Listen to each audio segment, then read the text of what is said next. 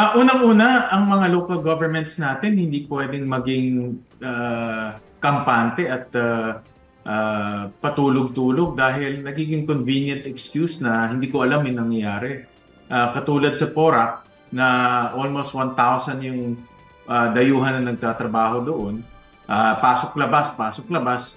Pero hindi nila nadedetect. At nung sumabog na ito, ang sabi ng local government, hindi niya alam. Kung meron pang 400 plus na ganito, dapat yung mga local governments maging mapagmatsyag at alisto at alerto sa mga ganitong pangyayari. Imposible hindi mo malalaman na mayroong pogo ka sa jurisdiction mo eh. Hindi mo imposible hindi mo malalaman na itong mga dayuhan pasok-labas, pasok-labas. Madidetect at madidetect mo yan. Kung ikaw ay isang aktibong mayor, malalaman mo kung may mga ganitong pangyayari sa lugar mo. Lalo na kung ikaw ay munisipalidad lang dahil ang municipality hindi naman ganun ka-urbanized. So, ang punto ko dito, kung meron pang ibang ganitong na nag-ooperate, katulad ng yung nakita natin sa Porac, trabaho na ngayon ng local governments na hanapin ito at i-report sa mga otoridad na meron silang ganitong activity sa kanilang jurisdiction.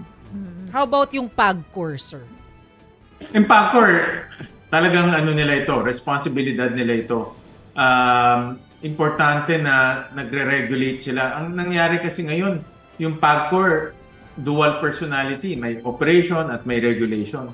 Dahil dito sa conflict of interest, hindi sila nagre-regulate ng mabuti.